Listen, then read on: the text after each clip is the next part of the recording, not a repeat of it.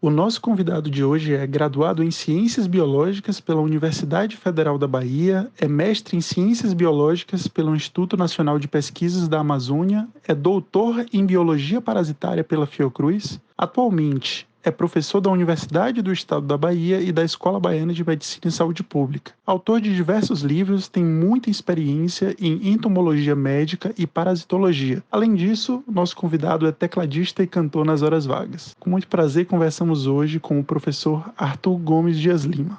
Boa noite, Sócrates. E aí, Gabriel, tudo bom? Mais uma, primeira de 2021, hein? É nosso primeiro bate-papo de 2021 e eu tenho certeza que vai ser bastante interessante. Vai ser muito. A galera já viu aí a introdução. Vamos chamar logo, não vamos perder tempo, não. Vamos chamar o professor Arthur Gomes Dias Lima. Alguém que eu tenho muito orgulho de estar aqui conversando. É alguém que desde que a gente começou as listas, né, de convidados, foi uma das minhas primeiras opções de lá da lista, que eu tenho certeza que vai ser um papo massa. Muito legal. Então, vou colocar aqui já o professor Arthur para poder participar desse papo com a gente. Bem-vindo, professor. Obrigado, boa noite, Sócrates, boa noite, Gabriel, boa noite, Yasmin, é uma honra estar aqui com vocês, né? Como você falou, nesse primeiro bate-papo, né, de 2021, cujo ano já, de alguma forma, é um complemento, né, do passado e tem muita história para a gente contar. Muita coisa. E só complementando a introdução que eu fiz, acho que muitos sabem, né? O professor Arthur foi meu professor, hoje é meu amigo e colega lá da Escola Baiana, então eu tenho muito orgulho. E alguém que, só porque foi uma das minhas primeiras opções da lista, né? Para os outros não ficarem com ciúmes também, mas de fato, o Arthur, acho que desde a época que eu era aluno, sempre todas as conversas que eu tive, seja na aula, seja durante a aula, ou seja depois, são conversas legais. Acho que essa galera que é uma unanimidade, assim, todo mundo conversa com o Arthur, fala, pô, que figura, um papo sempre legal, sempre bom, então com certeza vai ser massa. E Sócrates, você já conhecia Arthur? Não conhecia. Vou aproveitar para conhecer hoje. E já estou aqui curioso, pelo que eu dei uma olhada no currículo dele antes do nosso bate-papo aqui, eu estou extremamente curioso para saber, né? E eu queria, professor, que o senhor me explicasse o que é ecologia médica, é isso mesmo? Ecologia médica. Ecologia médica.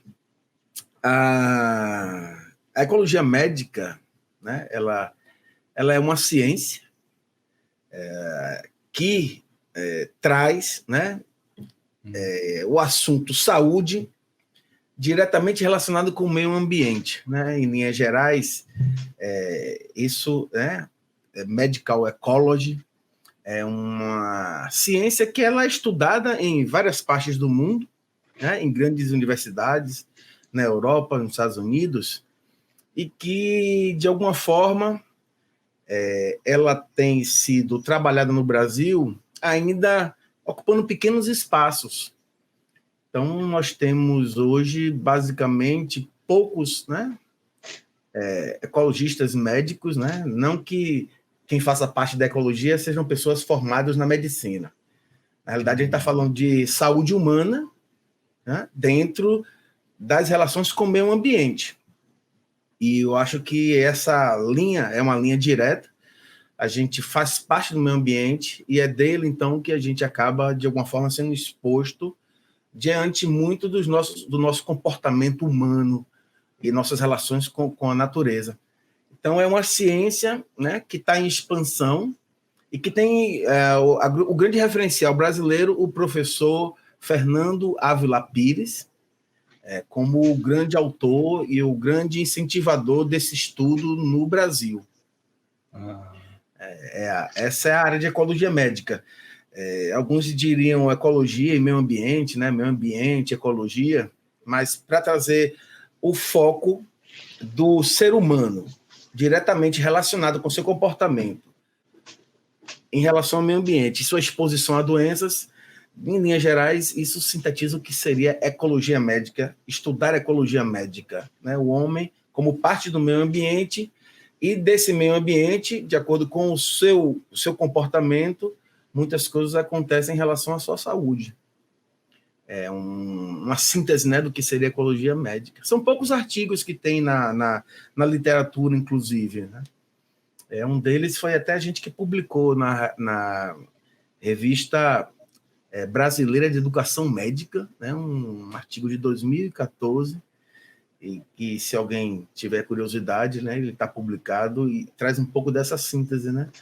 Nós humanos, na realidade, essa relação do ser humano com o meio ambiente, e como que a exposição, né, à doença em relação ao meio ambiente discutida, isso vem de Hipócrates, quando lá, mais ou menos 400, né, antes de Cristo, ele já trabalhou, já fez uma síntese, né, em um trabalho, Ares e Lugares, né, em que ele já falava em que o ser humano, de acordo com o seu comportamento, poderia transformar o meio ambiente e, de alguma forma, lhe expor ao risco de doenças. Então, é uma ciência que, na realidade, tem a sua origem lá em Hipócrates. E, ao passar dos anos, ela tem sido, de alguma forma, semeada nas universidades. Eu acho interessante, inclusive, né, agora chamando a atenção, eu acho que Sócrates pode até, talvez, também falar algo sobre isso. Eu me lembro por causa da biomedicina, né, no curso de biomedicina, falando aqui, né, que a gente está falando com biomédicos, a ecologia, na realidade, ela tem sido sempre uma preocupação na formação dos estudantes. Então, você não vê dentro das formações, né, da enfermagem, da medicina propriamente dita, dos cursos de saúde, e até mesmo da biologia. Eu sou biólogo de formação e eu não tive em minha grade um componente que explorasse de forma muito conceitual e forte a nossa relação com o meio ambiente e essa mão dupla de risco de doenças diante do nosso comportamento. Então, é algo que precisa ser trabalhado dentro da formação universitária para a gente ter isso de uma forma muito mais contextualizada. De uma forma muito mais clara, na verdade.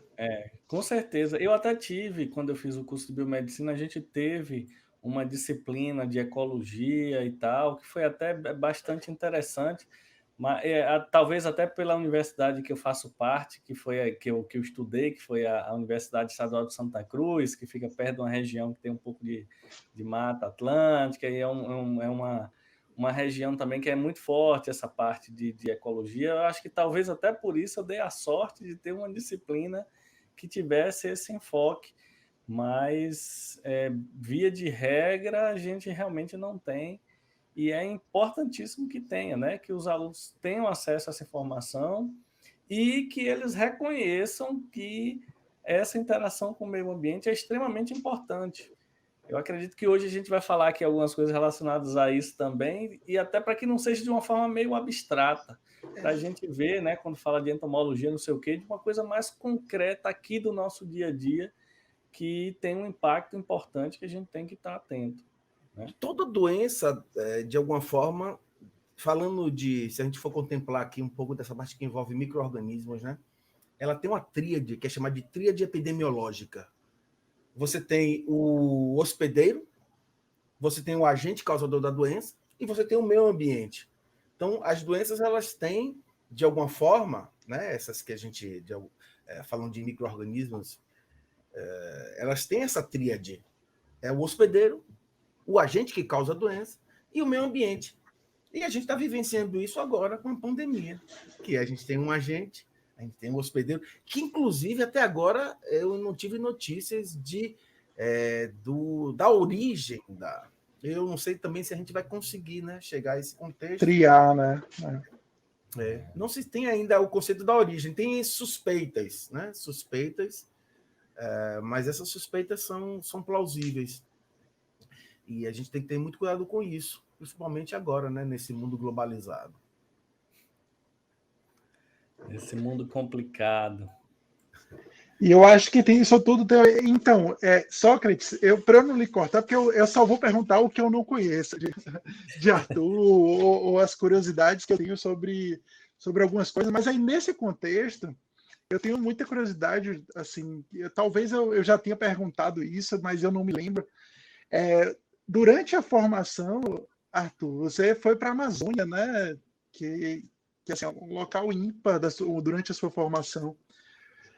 Como foi essa coisa de lá? Assim, e aí eu digo a experiência macro mesmo, né? Não só do ponto de vista da imersão, como da vivência lá mesmo, né? Da imersão em conteúdo, mas da vivência. Imagino que tenha sido uma experiência curiosa. Gabi, vou te chamar de Gabi, viu? Fica à vontade, Arthur. Deixa eu dar Eu hoje estava aqui em casa comentando, né? De que eu estava vendo agora uma discussão, não quero entrar em política, não, mas já falando um pouco sobre isso, onde a gente teve um ministro da Saúde e que estava dizendo que Manaus é um lugar difícil de acesso, Manaus tem suas particularidades. Eu vivi em Manaus há 20 anos atrás. E não é novidade para ninguém que, geograficamente, Manaus tem suas características, né? E eu acho uma coisa interessante, é que eu acho que nós brasileiros não conhecemos o nosso Brasil. E quando a gente tem essa oportunidade, né? Eu tive a oportunidade porque eu tive minha formação toda de iniciação científica, né? E de pós-graduação na Fiocruz. E eu conheci pessoas, né, dos Estados Unidos, poderia ter ido estudar nos Estados Unidos, poderia ter ido estudar na Europa, né, na França. Eu tive oportunidades, até me lembrando um pouco disso. E aí, na época, eu pensei, eu vou estudar no Amazonas. Eu quero conhecer a Amazônia, então foi a grande oportunidade de conhecer a Amazônia. Há 20 anos atrás, a gente já ouvia falar muito em vírus nas florestas.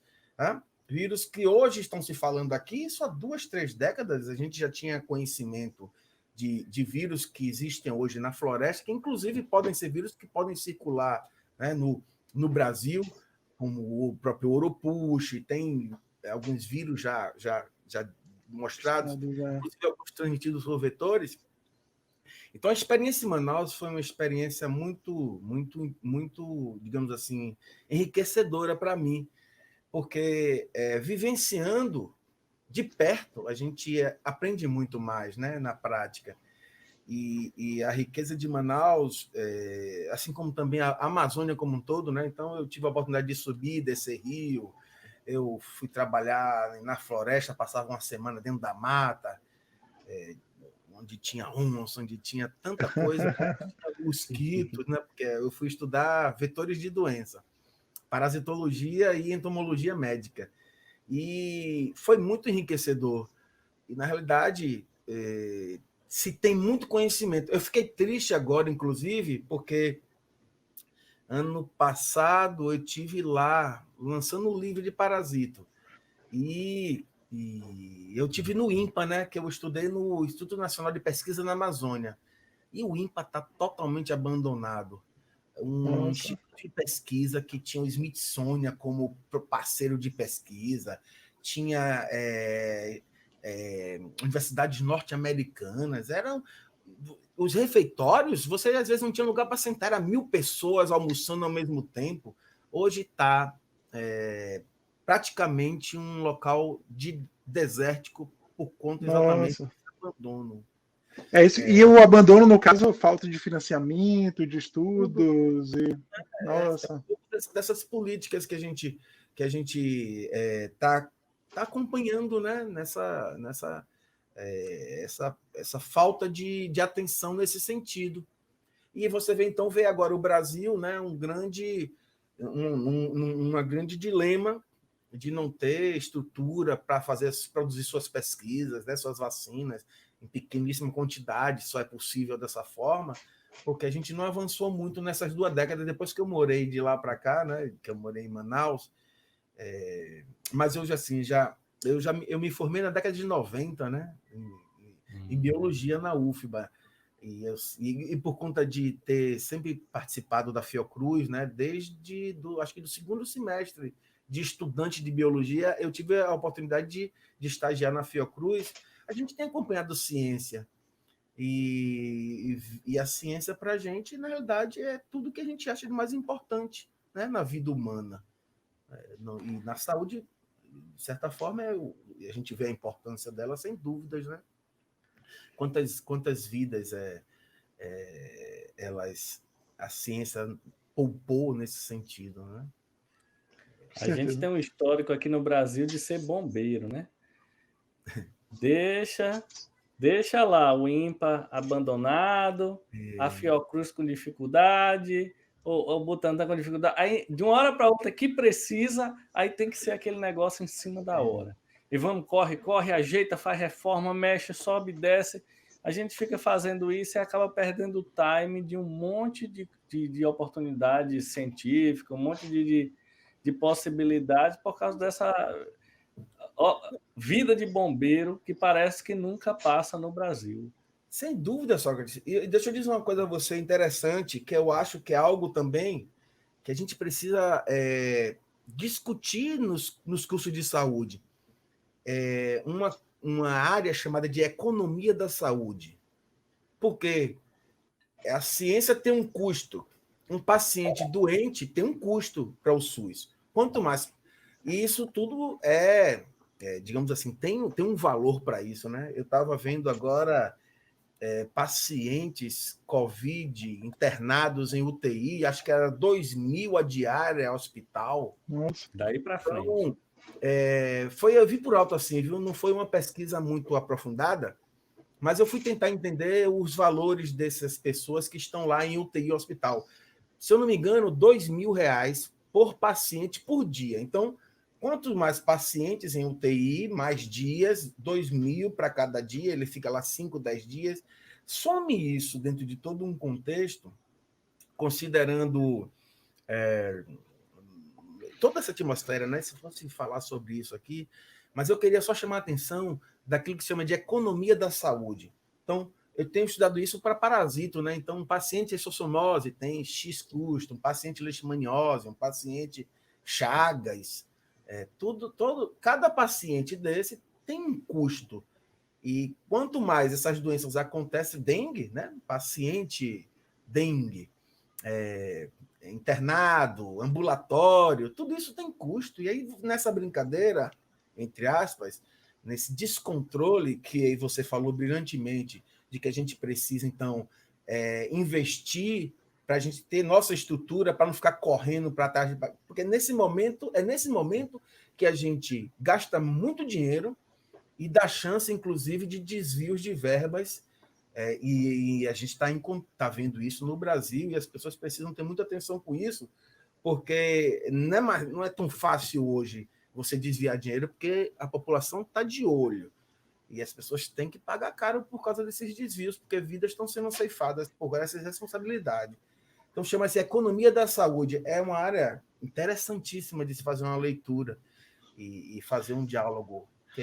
Isso, porque indiretamente, né, eu nunca tinha parado para pensar, nem escutado diretamente esse termo, porque indiretamente o investimento em combate a essas doenças, mais específico em infraestrutura urbana, que, por exemplo, evita muitas doenças parasitárias, às vezes é um benefício, de cara sai mais barato do que o tratamento posterior. Sem dúvida. Sem contar, porque, via de regra, parte dessas pessoas vão a óbito, né? E a vida não tem custo, ela não tem custo. Então, existe aí responsabilidade nesse sentido que precisam ser melhores compactuadas, né? E atendidas. E, pessoal, eu trabalhei uma época ajudando a equipe de compras de um hospital aqui em Salvador. Hospital terciário, né? Que tem UTI, que tem não sei o que faz procedimentos complexos. Vocês não têm noção do tanto de dinheiro que é gasto num hospital para manter os pacientes. É tipo assim, fala de milhão como se estivesse falando de, não, é 1 milhão aqui, 1 milhão ali. Tipo assim, você chegar num hospital público grande, né, que faça atividades complexas, você falar assim, ó, vou lhe dar 10 milhões. Não dá para melar em uma semana. É muito dinheiro. Só que aí acaba que o dinheiro entra de formas diferentes e talvez não fica claro, né, para até quem está gastando dinheiro, do montante que vai de uma vez para o hospital, porque às vezes vem uma parte de um canto, uma parte de outro, fatura não sei o quê. Mas, tipo assim, fala de milhão como se estivesse falando de, não, vamos comprar ali 1 milhão de luva, aí depois, não, 700 mil a gente vai comprar de seringa, aí 1 milhão de kit de laboratório, deu 1,5 milhão, não sei o quê, deu 800 mil. São cifras absurdas para você entender como dar essa assistência no paciente em nível terciário é extremamente caro. E, às vezes, é uma má conduta do nível primário e secundário que acaba executando isso. A gente não tem noção. Imagine agora mesmo, nesse momento que a gente está gravando aqui o podcast, que houve o transporte das vacinas para os estados brasileiros. Eu tenho quase certeza que o custo de transportar essas vacinas de avião fretado para cima e para baixo foi quase igual ou talvez maior do que as próprias vacinas. Porque é extremamente caro, né? Você pegar um avião fretado para poder trazer, sei lá, quantas forem para cá. Quando você computa tudo no final, você sai uma dose de vacina por um valor gigantesco, né? Verdade.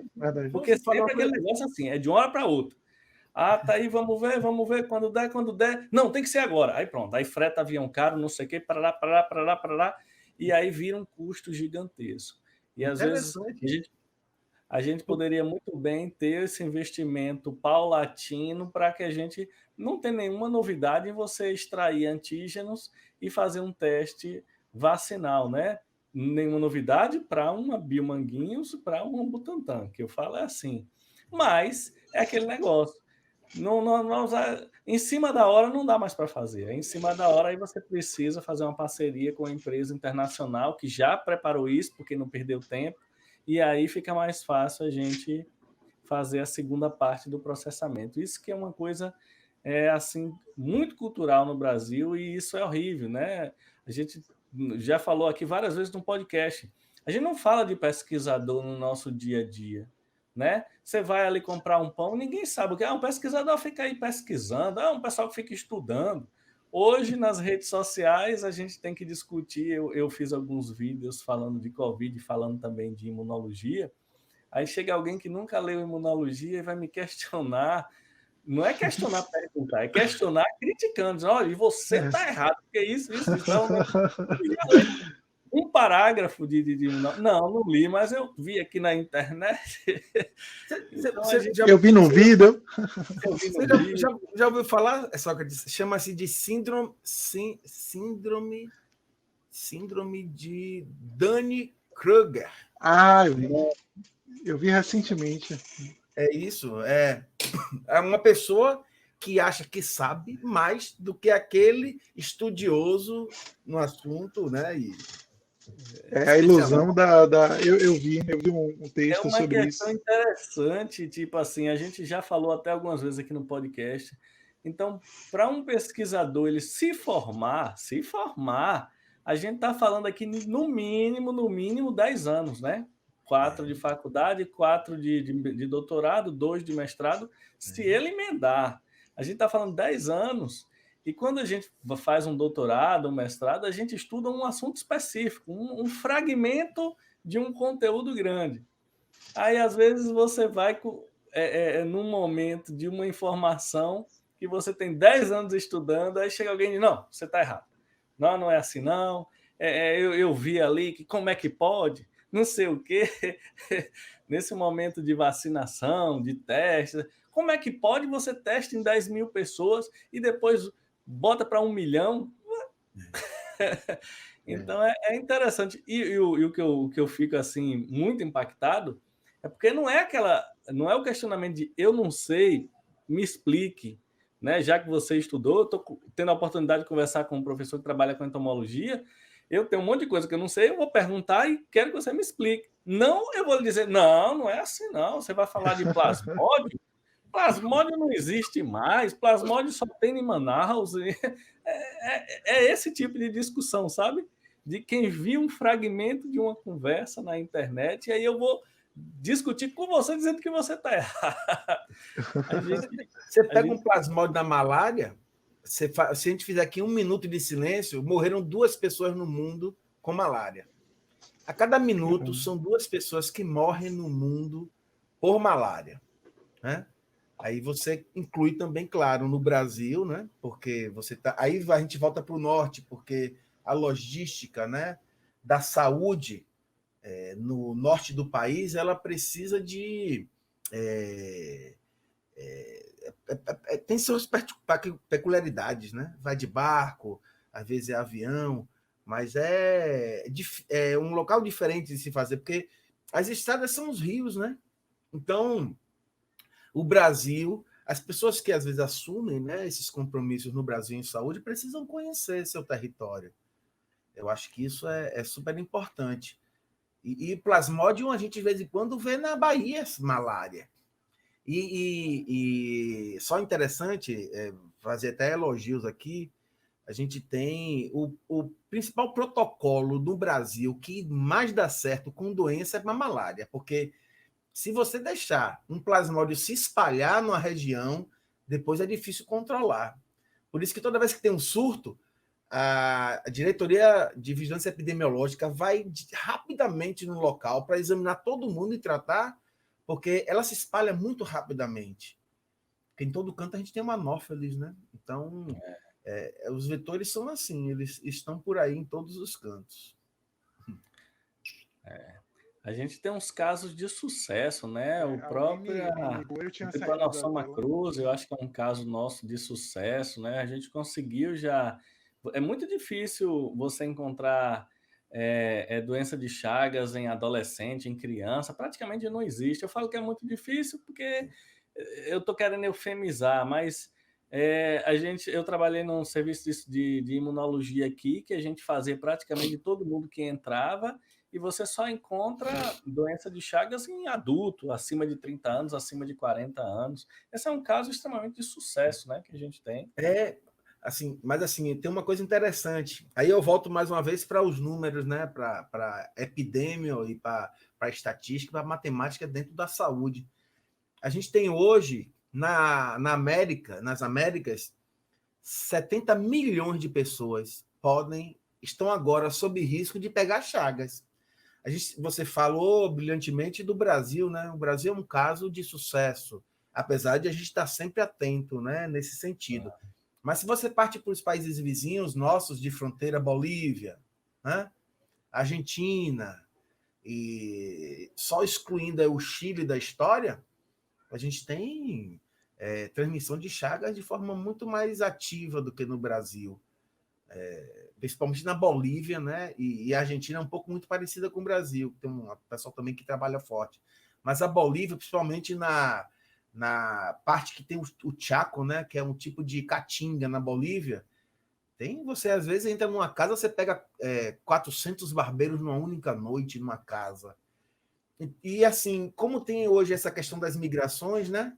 Venezuela também, a gente hoje, as fronteiras elas são abertas, então a gente tem fluxo, né, de pessoas que vêm dos países vizinhos, ou por algum motivo, né, de problemas sociais nos seus países, elas acabam vindo para o Brasil e vice-versa. E acabam também, junto com as pessoas, vêm possíveis pessoas infectadas que acabam sendo também acolhidas pelo Brasil, né? Porque o Brasil, do seu Sistema Único de Saúde, ele abraça todos que aqui estão presentes.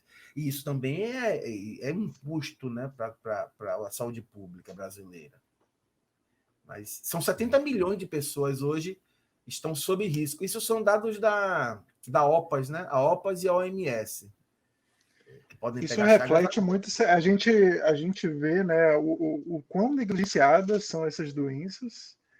E me chama a atenção, eu passei o ano novo agora em Lençóis, eu acho que eu comentei com o Arthur, comentei com os meninos daqui, e é curioso, porque a gente não vê muita coisa na estatística, e minha prima que, enfim, teve um papel na saúde lá da cidade, eu tenho outra prima que é enfermeira lá, e elas falam, muito caso de esquistossomose, inclusive esquistossomose medular, etc., além de outras doenças que eu nem achava que nem tinha tanto mais, como tenias e vários casos.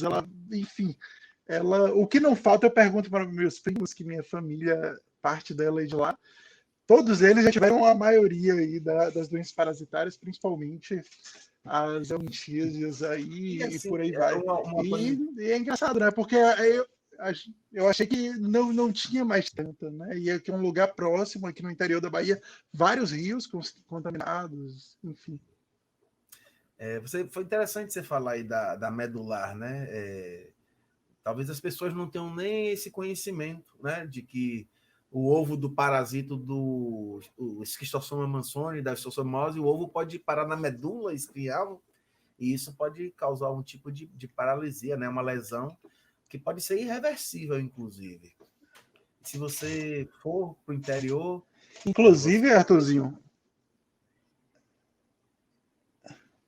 me confirme se eu estiver errado, desculpa te cortar, porque na verdade acho que deu um lagzinho. Eu não sei se é o meu, porque alguém estava me ligando aqui no meu celular e aí Google. Mas enfim, me corrija se eu estiver errado, mas se eu não me engano, às vezes que eu li, falava-se como raríssimo, né, a esquistossomose medular. E nos relatos dos meus amigos, dos meus primos, eles falam que os amigos deles têm 3 ou 4, pelo menos, que já tiveram a medular. Então é muito curioso isso, né? E é verdade, é curioso. Quando você. Isso diz respeito à essência dessas doenças que são negligenciadas, né? Então, por trás da negligência vem a falta de informação, porque muitas vezes a gente não tem ideia do que acontece nesses campos. E se você parte para investigar, você realmente vai encontrar de forma muito expressiva. Eu tenho um amigo, professor da Univasf, que ele é cardiologista. E o doutorado dele foi com esquistossomose, ovos que foram parar no coração. Entendeu? Então, os ovinhos do schistosoma podem ir para o coração e ficarem lá retidos também. E causar danos a nível cardiológico. Eu não tenho ideia da epidemiologia, né, e da patologia voltada para esse contexto cardiológico do schistosoma. E a gente não tem realmente, porque são poucos os trabalhos que abordam isso, né? Mas existe. Ou seja, a gente tinha lá na UESC, a gente tinha um grupo de professores de parasitologia muito dedicados a fazer trabalhos de extensão. Eu lembro hoje da professora Maria Helena Mariano, e hoje eu sei que tem a filha dela, Ana Paula, que está lá também na UESC.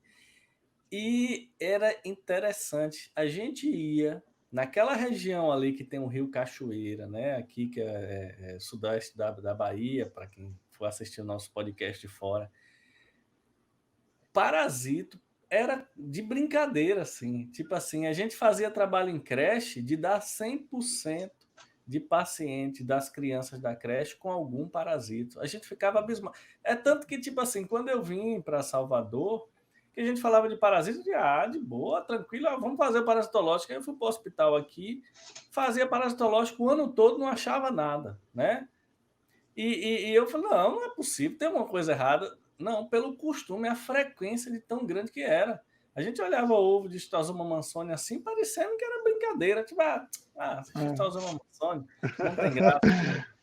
Era demais, eu nunca vi um negócio daquele assim. E a gente fez um trabalho uma vez com crianças, né? E aí a gente ia ensinar as crianças a lavar as mãos, não sei o que e tal, que a gente fazia na região. E aí uma vez a gente botou uma projeção e falou, olha, tá vendo aquele caramujozinho ali e tal? Você já viu um daquele? Ave Maria! Assim, não, eu tenho em casa, eu tenho coleção. Ah, não, toda hora tem no quintal da minha casa, não sei o quê. Não, professor, isso ali a gente brinca com eles e tal, não sei o quê, pega. Imagine. Aí, por isso que quando a gente fazia os parasitológicos, é impressionante. Várias vezes eu participei e dava 100% das pessoas com algum helminto. Eu ficava impressionado com isso. Tipo assim, cistosoma, enteróbios, tricures e tal. Eu ficava impressionado como era frequente. Eu vi Gabriel falando, eu achava que isso era mais raro medular, né? Mas, tipo assim, do ponto de vista da esquistossomose, não tem raridade na Bahia de jeito nenhum. É só ir para o município que você acha. Assim, e só para a gente, para você ver a importância disso, ainda hoje não existe vacina para nenhum tipo de parasito, né, que acomete o ser humano. Não existe vacina. Aí você puxou um ponto importante aí, professor, que eu vou dizer uma coisa aqui. Não sei se vocês vão concordar. Pois é, a culpa é nossa. A culpa é minha, é sua, é de Gabriel, é dos nossos serviços de pesquisa no Brasil. Será que a gente não tinha condição de fazer? Não, por causa do financiamento, né? Se você, na época de dengue, você ganha dinheiro para poder pesquisar Schistosoma mansoni? Não. Na época de Zika, você só ganhava dinheiro se dissesse que ia fazer pesquisa para Zika. Agora é o coronavírus. Se pedir dinheiro para coronavírus, pode ser que ganhe, mas para qualquer outra coisa, não. Aí vai o tempo passando nessa desorganização, vai os serviços com dificuldade. Os Estados Unidos vai fazer vacina para essa esquistossomose? Não vai nunca, né? Não vai.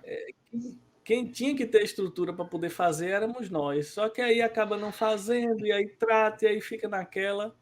E culturalmente a gente não valoriza os serviços de pesquisa do nosso país. A gente está falando de 3 pessoas que conhecem os serviços da Fiocruz. Eu não estou falando da gente, não, eu estou falando da população geral. Diga que você é um pesquisador, todo mundo fala, e faz o quê? Mas está trabalhando? Aquele velho negócio de você ser abordado na rua. Você só faz doutorado e não trabalha, não. Não, é impressionante. Realmente, a gente precisa avançar muito, né, nessa perspectiva. Inclusive, com essa contramaré chamada de negacionismo, né, que veio fazer um peso contrário ainda mais aos esforços que as pessoas que trabalham com ciência, com pesquisa, se esforçam, abdicam. Eu encontro, né, a gente vê o pessoal que adora o que faz. Realmente, quem trabalha com pesquisa está ali, muitas vezes, é uma bolsa, é um salário que não até condiz com toda a ligação que tem. Tem gente que às vezes não tem nem vida familiar, porque todo voltado, a gente vê separação de casais, porque um pesquisa e a outra pessoa não, e muitas vezes estão mais afastados do que próximos.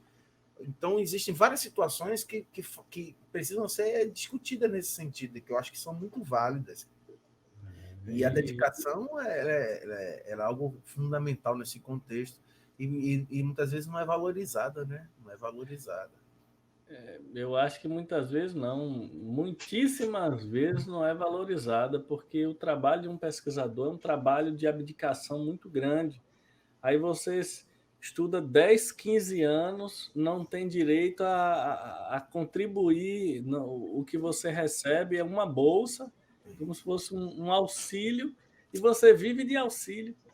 O pesquisador no Brasil, tirando alguns da Fiocruz e alguns de outras instituições assim, vive de auxílio, né?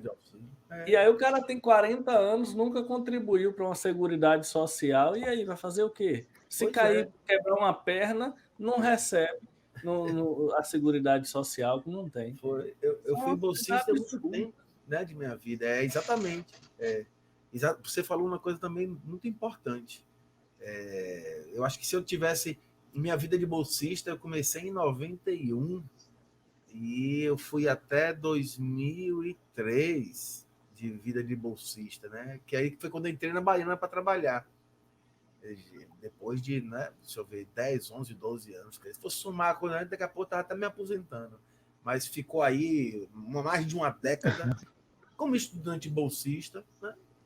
Se as leis são assim, tudo bem. Mas de certa forma, tem muita gente assim, que você chamou a atenção de uma coisa muito importante também, verdade. E a gente conversou aqui com outros pesquisadores, a gente conversou com o Gilberto Sabino, com o Cleiton, lá nos Estados Unidos, e ele me fala, não, aqui é um contrato, eu sou um contratado, como qualquer outra pessoa que tem um contrato para fazer pesquisa, né? Que é a lógica, você tem um pesquisador na universidade como visitante, ele tem que ser contratado, carteira, está lá na carteira assinada, essa pessoa trabalhou, não como um bolsista. E aí você tem um cara com, às vezes, fica difícil, porque como é que o cara vai ter família se ele ficar sem bolsa, né? Pois é. É uma vida de abdicação muito grande e a gente não tem uma valorização de jeito nenhum aqui no Brasil. Verdade. E é muito complicado isso. Isso é um tópico importante. Arthurzinho, eu tenho duas curiosidades parasitológicas para perguntar a você, e as duas envolvem mais ou menos uma escolha. A primeira é a seguinte: qual das parasitoses você mais gosta de estudar, ou mais gostou de estudar?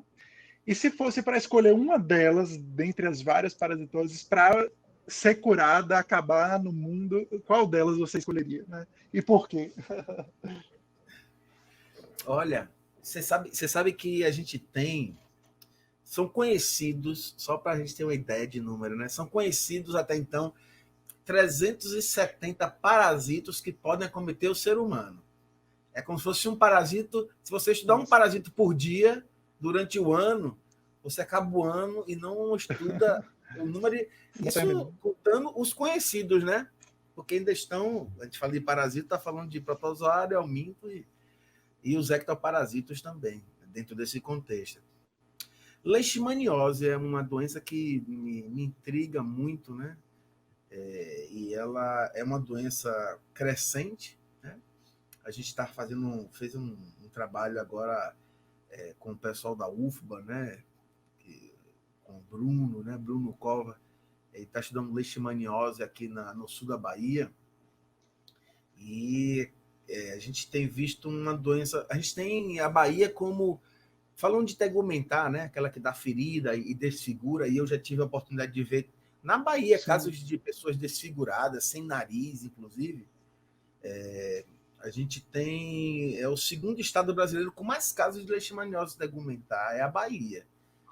E a visceral também, né? Que é uma doença emblemática e que a gente vê uma lógica interessante, contrária a essa parte que a gente fala de ser humano, né? Parece que já existe uma vacina para o cão contra a leishmaniose. Para seres humanos, eu acho que nunca vai existir. Mas se existir para os cães, vai ser ótimo, porque o cão não pegando, por tabela, o ser humano também não vai adquirir. Aí você vê a lógica, né? A gente torce para que saia uma coisa para um animal, mas e que vai ser útil para os seres humanos, ele não adquirindo. Então, leishmaniose, para mim, é uma doença muito emblemática, porque, inclusive, ainda não se tem as estratégias para controle dessas doenças. Que é muito, muito complicado, né? Um mosquitinho muito pequenininho que se adapta em vários lugares. As pessoas não conhecem o inimigo que está dentro da casa dela, porque não tem ideia, né, de como é que é esse mosquito. Então, é um inimigo invisível e é uma doença que mata, né? Quando não se trata, tem uma estatística de que 9 em cada 10 pessoas morrem se não for tratada contra a leishmaniose. Essa é uma das doenças que eu mais tenho assim, uma proximidade para dialogar sobre alguma coisa e tentar criar, né, algum tipo de estratégia. Leishmaniose, meu querido, é aquela doença. Aqui para a gente, né? Muito bom, muito interessante. E aí, uma outra coisa boa da gente ter uma vacina, citosomose, leishmaniose, e aí, por esses motivos que a gente fala tanto, aí a gente não tem. É extremamente feio. Eu também já vi uma vez uma pessoa com tegumentar. Daquela região que você frequentou lá, né? Você certamente deve ter... Aquela região ali é complicada. E é um dano muito grande, né? Agora, como fica muito escondido, ninguém sabe. Então, geralmente são pessoas que moram na zona rural, que vão pouco às cidades grandes. Então, se você pegar um estudante hoje e falar de leishmaniose, parece que a gente está falando de uma doença que não existe, que não existe. Aí você vai para o interior do estado, na zona rural, você vê um monte de gente com leishmaniose e é uma doença muito feia, muito, muito... É feio, né? E ela tem o mundo inteiro, né?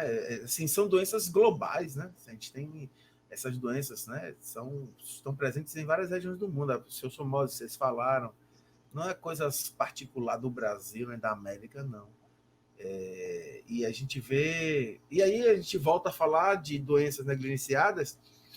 E, por exemplo, uma coisa que eu estou precisando parar para ler é o que está acontecendo com a Covid na África, que a gente também não ouve falar na África, né? Então, você vê que os países realmente que mais... Que o Brasil também está dentro desse contexto. A gente precisa ter essa sensibilidade. E continuam sendo negligenciadas. Então, eu sempre admiro. Eu só tenho, com o passar do tempo, sentido cada vez mais, talvez, a turma mais jovem, e vocês formaram não há tanto tempo, né? Mas hoje é difícil você, digamos assim... Sócrates já tem muito tempo. Ele é velho. Eu que sou...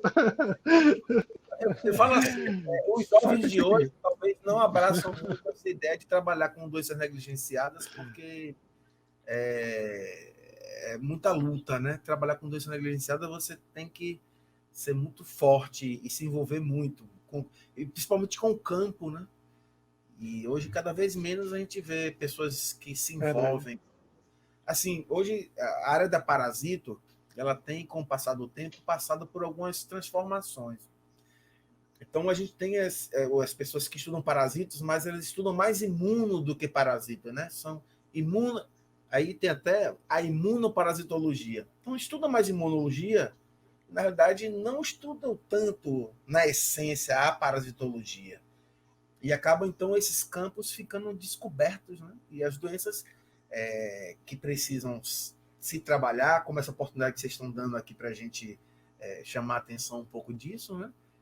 Precisam estar o tempo todo sendo trabalhadas. E foi bom você lembrar disso aí, porque, por exemplo, os livros de parasitologia que a gente usa hoje em dia para os estudantes da área de saúde, de enfermagem e biomedicina, se a gente for olhar, realmente é o que você disse. A parte de imuno é maior do que a parte de ciclo, de hospedeiro, dessas questões de interação com o meio ambiente, né? Eu gosto muito de imunologia, eu até gostava disso, mas eu entendo que foge da parasitologia em si. Então, é carente também um pouquinho, pelo menos dos livros que eu conheço de parasitologia, eles são meio assim, ó, fala logo aí o que é que tem, como é o ciclo, como é que vai, como é que desce, fala da patologia grande, fala da imunologia grande, e às vezes você quer uma informação. Não, fala ali, ó, tem ali ó, meia dúzia de triatomíneos, e foi, né? Não tem um texto mais robusto falando dessas questões, pelo menos os que eu conheci, né? Não, Mas sem dúvida, né? A gente tem isso é importante, né? Que você trouxe aí. Eu digo nesse sentido, né? A parasitologia básica, aquela que envolve realmente campo, população, porque a imuno toma muito tempo dentro da parasito, né? E na realidade quem vai muito a fundo na imuno não tem um contato de saúde pública diretamente com a população que apresenta aquele contexto. E muitas vezes, então, a gente sempre fica com lacunas na discussão de como é que a gente vai trabalhar profilaxia nessa situação, como é que a gente vai trabalhar controle, como é que as cabeças não estão pensando um pouco nesse sentido, né? Eu acho que essa é uma lacuna muito aberta e é por isso que as doenças elas Verdade. né? e de difícil consulta. Eu vou me colocar aqui no lugar dos estudantes. É complicado, porque é até difícil. Você olha nas bibliotecas das universidades, não tem um livro de parasitologia Tão básica. atualizado, né? Inclusive, Sócrates, eu acho que, me corrija se eu estiver errado, Arthurzinho, eu acho que você recentemente publicou, né? Acho que esse do IMPA que você falou, foi o que você publicou com Davi Pereira Neves, foi esse? Foi com Neves, foi o Parasitologia Básica, quarta edição. Mas aquele mais clássico, que é o Parasitologia Humana, de Davi Pereira Neves, que já está na 14ª, eu não sei se vai haver a 15ª, porque eu acho que não estão tendo aí talvez um acordo para publicar uma nova versão do livro. Então ainda tem isso, né? Eles vão ficando com o tempo, muitas vezes, e a gente foi preocupado com isso, né? A gente foi preocupado porque a gente que trabalha com essas doenças, a gente vê que elas estão presentes e vão estar presentes por muito tempo na vida da gente. Então, esse trabalho ele precisa estar sempre sendo abordado, né? A gente não pode deixar nunca de falar sobre parasitologia. E entomologia legal. Também, né? Assim, a entomologia entrou muito também no ramo da entomologia molecular, né? Só que, na realidade, vocês que viram animais, né? Gabi até trabalhou também com inseto uma certa época, a taxonomia ela está ficando de lado. Então, aquelas pessoas que trabalham a identificação daquele organismo, né? A gente está precisando também de formação de taxonomistas. Porque até você chegar lá na ponta, que é a parte que envolve molecular, você primeiro precisa capturar, você primeiro precisa identificar, para depois você partir para uma análise mais aprofundada do que você quer investigar. Mas a gente está precisando de formação de taxonomistas e não tá acontecendo. Mas Arthur, me diz uma coisa, e o taxonomista vai trabalhar onde? Eu tenho muitos amigos que fizeram curso de biologia e tal, e eles me falam assim, rapaz, está muito difícil, pô. É extremamente importante um taxonomista, o cara que vai estudar muito, e aí depois fica muito limitado, aí vai ter que dar aula de biologia, aí realmente é difícil, né? Aí você foi na outra ponta, que realmente está complicado, realmente. Isso para muitas áreas, né? Para muitas áreas, mas a taxonomia, isso é verdade. Muitas vezes, quem estuda taxonomia fica esperando um concurso para ser professor de universidade e lá ele poder, de alguma forma, executar essa expertise que ele trabalhou ao longo de sua vida. Mas não se tem uma absorção a nível de concurso público, onde taxonomistas pudessem, de alguma forma, ocupar espaços em secretarias de saúde, nesses interiores. A gente tem interiores que não tem doença, mas não tem uma pessoa que possa ser consultada ali naquela prefeitura para dizer, olha, peguei esse bicho aqui.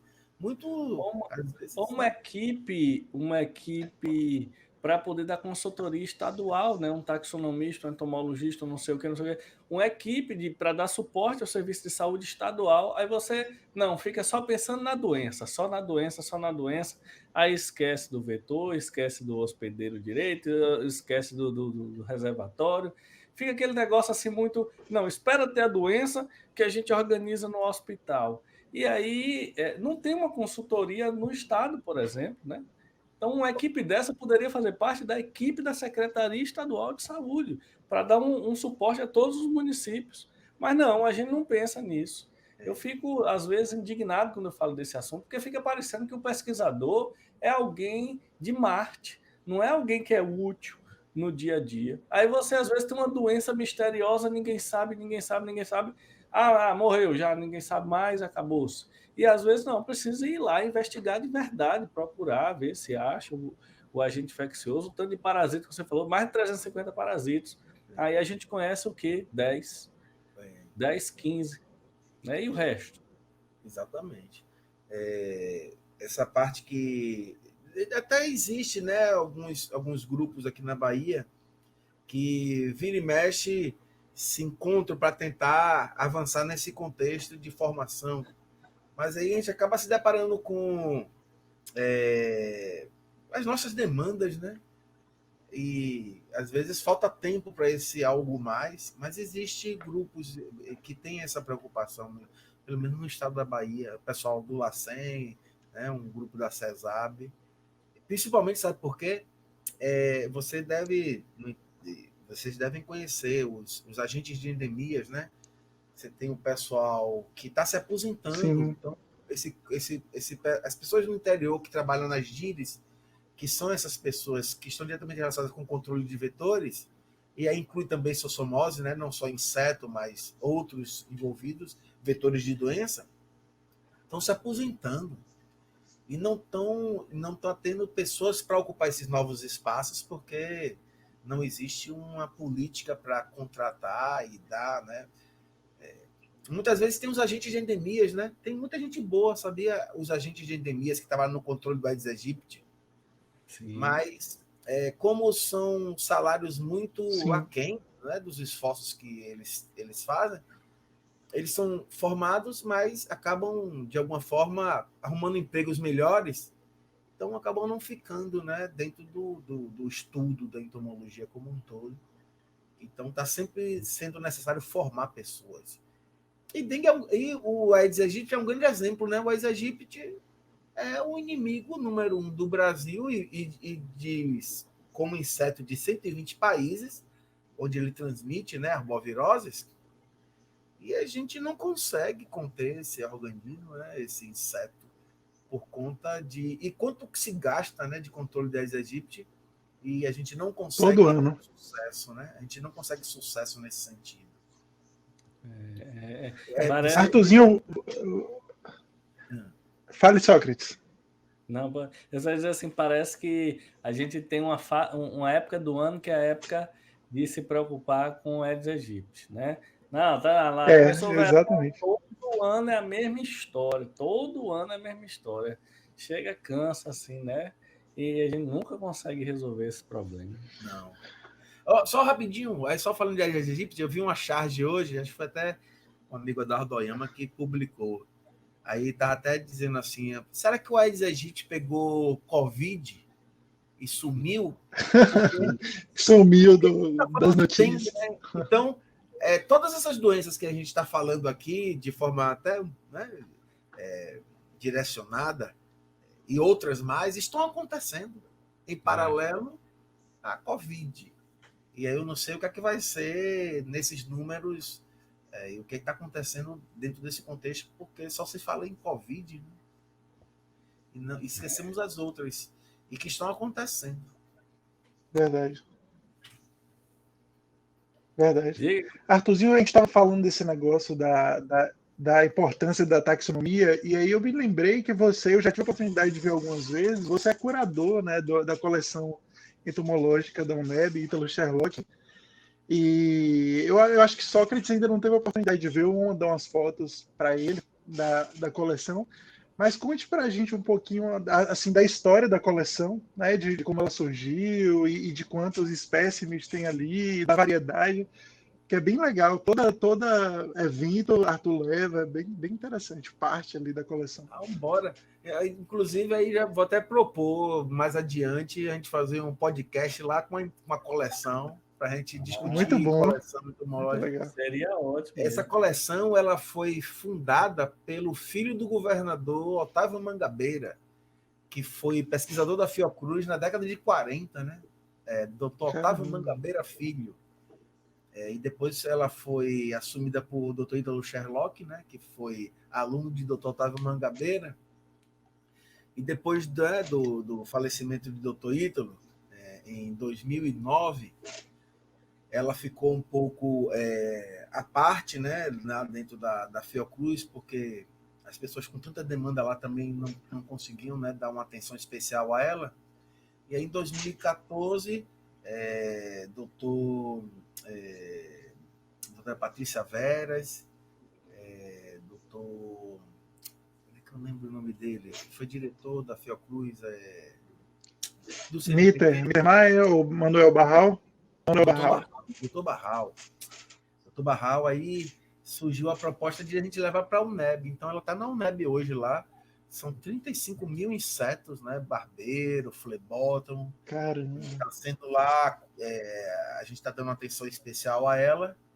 E na busca de fundar um espaço para a gente discutir entomologia e fazer visitação pública para as pessoas conhecerem. É muito curioso, né?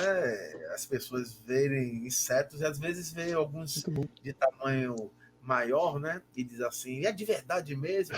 Porque a gente está vendo hoje um distanciamento, principalmente dos mais jovens, né? E crianças, o distanciamento da natureza. Não é da época da gente, né? Que a gente se dava no mato e achava esses bichos por lá e tinha contato. Ao contrário, hoje as crianças... E aí vem pandemia ainda mais para reforçar essa questão virtual. É tudo muito hoje voltado para a tecnologia, né? Só que o meio ambiente está aí do lado da gente. E a coleção serve para, de alguma forma, dialogar sobre esse lado, né? Esse lado da natureza, 8 em cada 10 animais do planeta são insetos. E os insetos fazem parte da vida da gente em todos os sentidos, né? Doença, praga, tem a poesia, a beleza, tem peçonhento, tem alimento. Você sabe que tem uma história da antropoentomofagia, né? Comer inseto.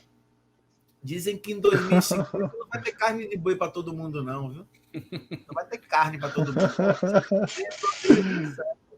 Já tem livros sobre isso, proteínas de inseto.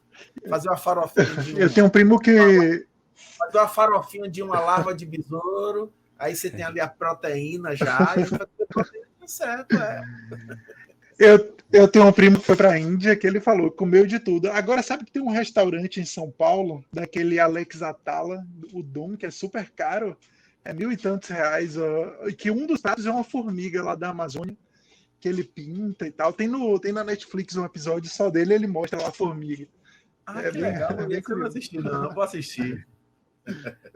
Eu vou te mandar, muito bom.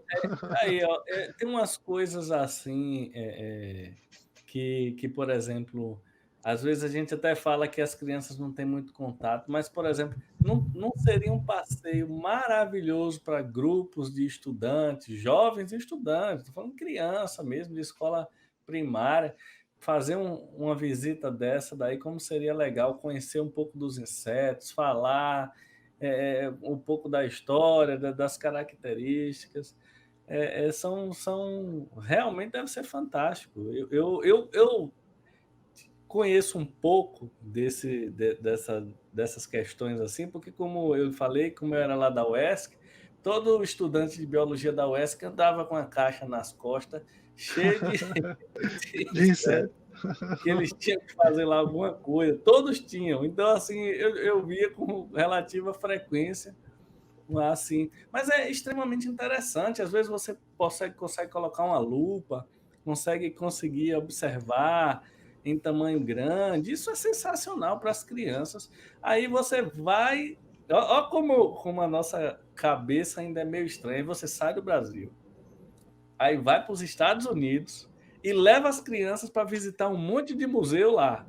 Sendo que aqui tem, e a gente aqui acaba não levando na mesma proporção e na mesma empolgação. É uma coisa... Verdade. A gente sempre tem lá algumas visitas, né? É muito, muito timidamente ainda, mas tem. A gente tem um grande problema na UNEB, porque hoje a gente tem falta de espaço físico, né? Então a coleção está numa sala, mas essa sala é usada também para discussão de grupo tutorial dos cursos. Então ela muitas vezes não está, a coleção está lá, mas a sala não está disponível para visita, porque aquela sala é usada para aula, né? Clássica. Então a gente está nessa luta aí para tentar achar os espaços, né? Mas é isso que eu falo. Eu até imaginei mais ou menos isso aí. Que todas as universidades têm dificuldade com espaço, né?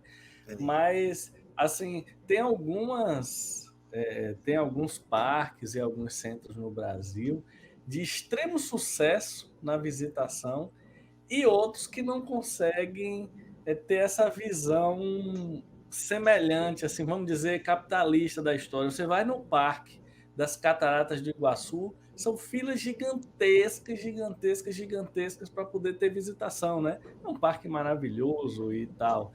Você vai aqui no Projeto Tamar, você também tem um bocado de gente de fora fazendo visita.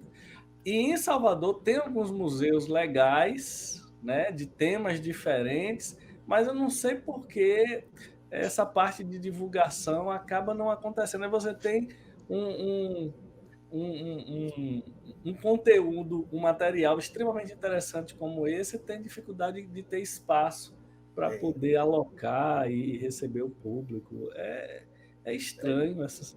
É impressionante. A gente precisa ser forte para a gente também, porque nós também somos humanos, né? E vai passando o tempo, a gente precisa estar sempre renovando essa energia, porque tem horas que a gente vê as coisas não estão colaborando tanto, né? Que a gente até tem, às vezes, tem vontade até de desistir, né? Falando sinceramente.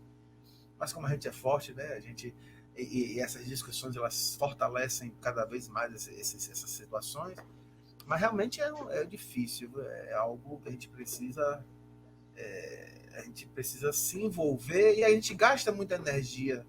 Eu não sei se vocês às vezes têm essa sensação que na Com realidade certeza. Tenho também. mas é isso E, mesmo. e Arthur, aproveitando que você é dessa área e também é professor, e aí? Como é que está sendo dar aula para essa galera?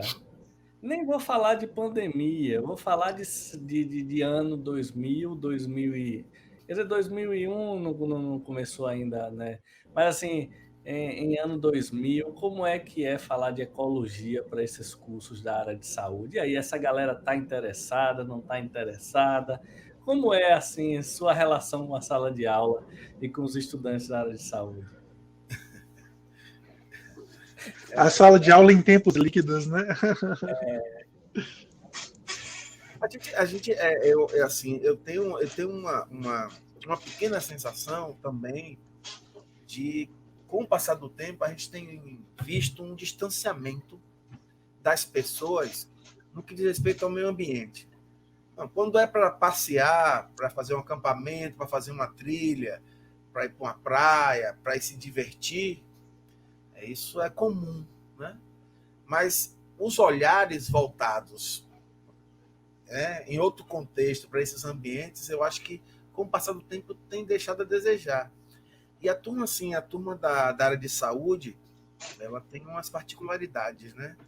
É diferente da turma das ciências biológicas, porque já tem ali um pouco, né, na sua origem, inclusive do próprio curso, essa atração, né, pela natureza em virtude, né, dessa relação da biologia, do estudo da vida.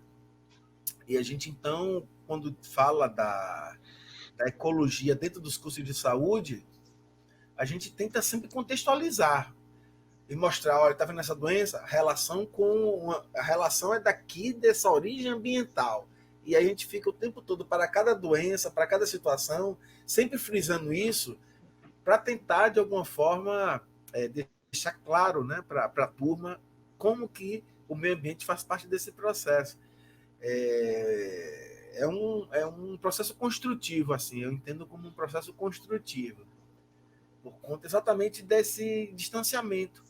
Eu acho que existe um distanciamento hoje, né? Até as próprias tecnologias, não tem como a gente talvez não falar de tecnologias, que as tecnologias afastam, né? Muitas vezes as pessoas vão passear num lugar desse e aí senta num parque e vai ficar no celular ali o tempo todo, a tarde Tirando inteira. foto. E não tem assim, o feeling, né? Não existe, é como se estivesse em um outro lugar. E aí não acaba enxergando e acaba não tendo o pertencimento, né? A gente só dá valor às coisas quando a gente tem pertencimento. Então, quando você vive e você tem aquela experiência, aí aquilo passa a pertencer a você e a gente dá valor. É o que acontece com a Amazônia. Vamos dar um exemplo, né? A gente vê aí tanto falar em desmatamento, né? Isso é notório, crescente, e quem está daqui não tem ideia do que está acontecendo lá. Mas a Amazônia, vocês sabem que a Amazônia, a floresta, ela se alimenta das folhas que caem dela. Então, o solo, a parte da matéria orgânica do solo, ela é muito curta. Quando você tira as árvores, o sol mata aquela pequena camada fértil do solo e logo embaixo, né, coisa de centímetros, é areia. Então, desertificação é a palavra que vai acontecer com toda a parte da Amazônia que está sendo desmatada. Isso não é nenhuma novidade, não. E quando você não tem um pertencimento, você não dá valor. Essa é a sensação que eu tenho. Mas, porque, inclusive, uma outra coisa, aí a gente fala da parte da medicina curativa versus diante da preventiva, né? Que aí a ecologia médica tenta discutir um pouco disso. A medicina hoje brasileira, ela é muito mais curativa do que preventiva. Você bota numa balança, né? ela é 70% mais curativa e 30% preventiva. Deixa ficar doente que a gente vai tratar, e aí trata. Na realidade, o que era para ser feito era evitar adquirir aquela doença. Então, isso tem muito a ver também com o meio ambiente, a medicina curativa versus preventiva. E isso, às vezes, acontece nem tanto pela estrutura do serviço de saúde. Às vezes, a estrutura era para ser preventiva, mas a equipe que está trabalhando faz dela curativa. Eu conheço vários PSFs em que funciona como se fosse uma. O PSF ele não é para a população ficar indo lá fazer consulta. O PSF é justamente para fazer o contrário, né? O Programa Saúde da Família é para as equipes de saúde irem na casa da população para poder fazer orientação, tudo aquilo. Tem PSF que não funciona como assim. Tem que marcar consulta, aí marca consulta com o médico, passa pelo enfermeiro e acabou. Onde tem agente comunitário de saúde, os agentes ainda vão lá dar uma visitada, né, ajuda a organizar. Tem local que tem PSF e não tem agente comunitário da saúde. Então virou uma UPA. Olha Né? aí, Uma UPA de complexidade baixa. Você vê que às vezes existem ideias boas, né? Essa é uma ideia ótima, mas fugiu do seu contexto, né? E aí precisa ter sempre uma fiscalização para não deixar essas coisas se desvirtuarem, né? Mas um dos problemas é a própria formação dos trabalhadores de saúde. É muito difícil você ter um curso que, durante o percurso de formação, tenha um foco grande em atenção primária. Né? Tanto o curso de medicina quanto de enfermagem, de biomedicina, de farmácia, de biologia, sei lá, não tem esse foco em atenção primária. Então, às vezes, você arrumou um emprego num serviço de atenção primária, mas você nem aprendeu como é lidar, porque a forma de lidar é totalmente diferente, né? A proatividade ela é mais importante do que a atividade em si, porque o planejamento na execução de atividades de promoção da saúde é que é extremamente importante. Mas a formação ela tem essa dificuldade, né? E eu, mais uma vez, eu vou falar aqui da minha formação, porque como eu tive peculiaridades de estar numa faculdade dentro da floresta. Então, eu tive uma disciplina de ecologia que a professora, sei lá, algumas 4 vezes ou 5 durante o semestre, ela dizia, não, vamos ali. Aí saía todo mundo, porque não precisa sair a pé. Dentro da faculdade, no fundo de onde a gente tinha aula, já começava a floresta. Então a gente foi várias vezes lá para o meio da mata e chamava atenção muito os professores que eram da área de biologia, porque não foi, eles convidavam a gente para ir lá, lá na mata para poder ver, não, vamos olhar aqui e tal, e ia, subia. Isso é uma coisa peculiar assim de lá, porque o campus fica dentro da floresta.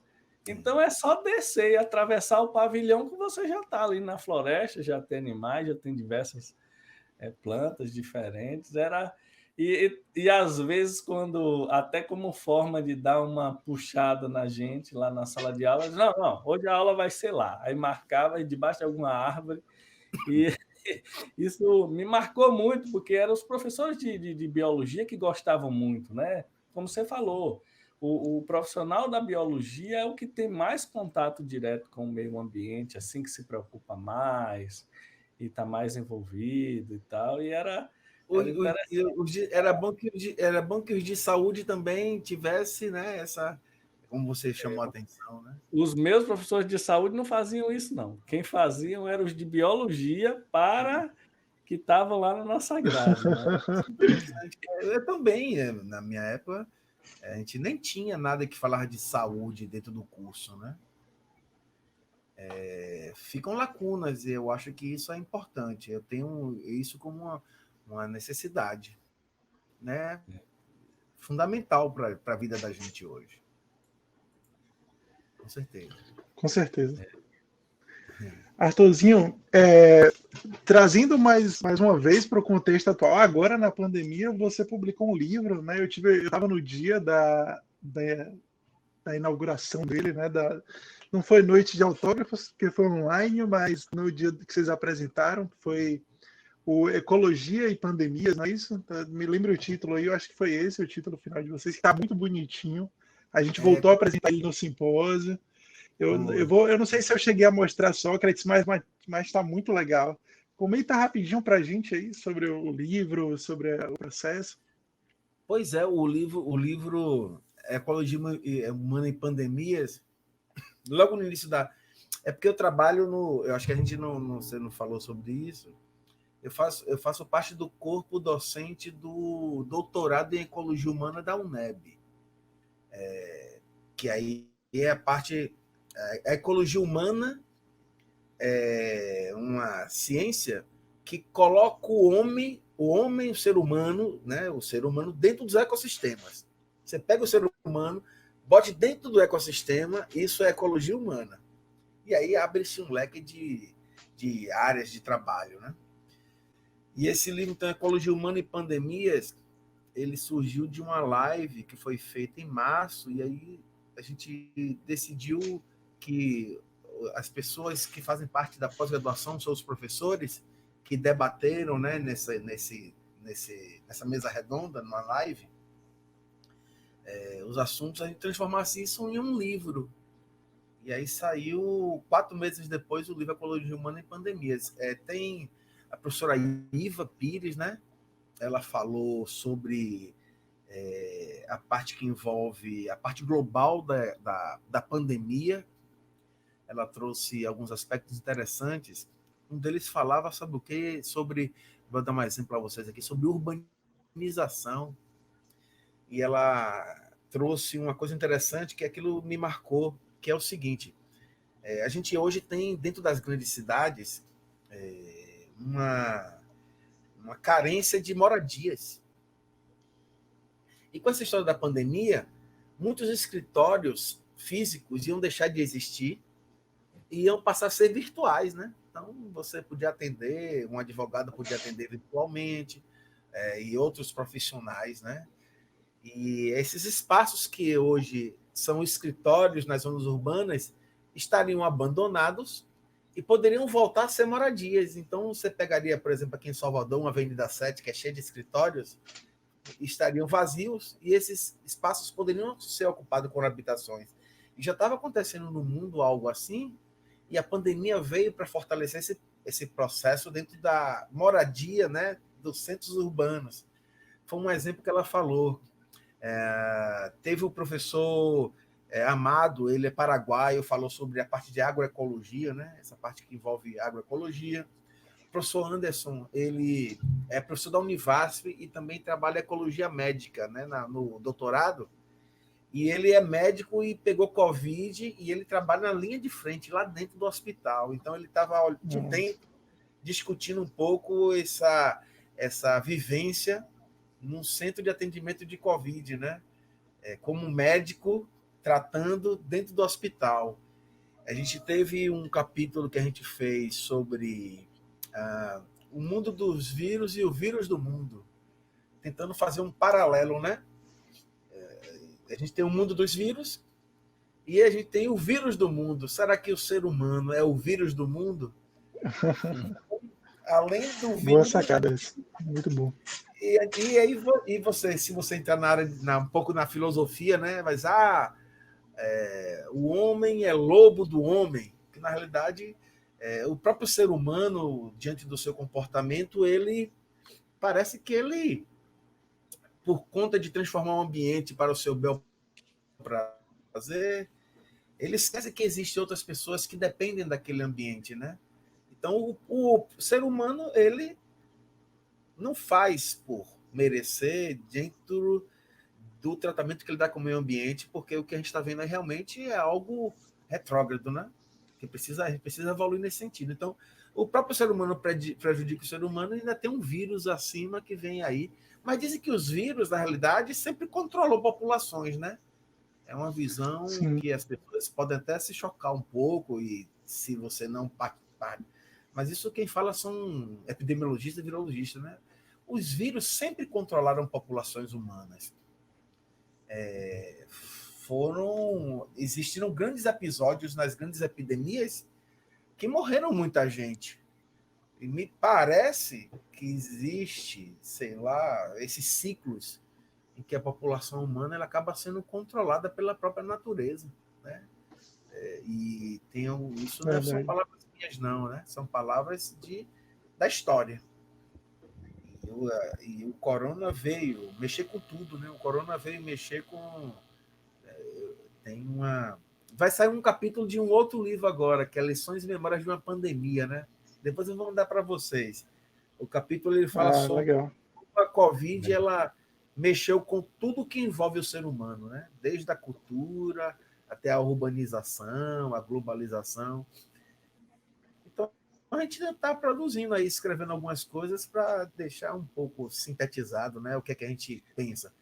O fato é que a gente precisa ter um cuidado especial no que diz respeito ao comportamento humano frente à nossa vida, né? Isso precisa ser revisto, sem dúvida. Com certeza. Eu acho que tivemos um chacoalhão aí nesse período. E eu estava conversando com minha mãe hoje, ela falando assim, não, mas algumas coisas vai ficar, né? Eu digo, algumas coisas, principalmente o pessoal mais antigo era muito resistente, agora está vendo que de uma hora para outra toma um chacoalhão. Eu acho também que um outro efeito colateral dessa pandemia vai ser a produção de textos relacionados a isso, né? Historicamente, quando você tem um problema, pouco tempo depois você tem um bocado a classe artística, a classe literária, né? Produz uma filmes, né? Muita coisa assim relacionada. Livros, músicas, né? Você acabou de falar aí agora, né? Que vai fazer aí memórias da pandemia. Lições e Memórias de uma Pandemia. Lições e Memórias de uma Pandemia. Isso me deu um start aqui agora. Eu falei, rapaz, vai ter muita gente escrevendo coisas muito legais.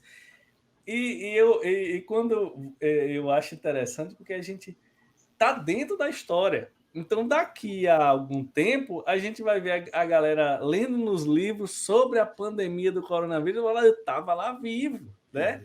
Eu vi como que a gente viveu diretamente. É verdade. Coisa louca. E só para dar um exemplo disso aqui, aqui no Nordeste, né, de forma geral, tem muita gente ainda que fala muito daquela época de cangaço, dos cangaceiros, né, de Lampião, não sei o quê.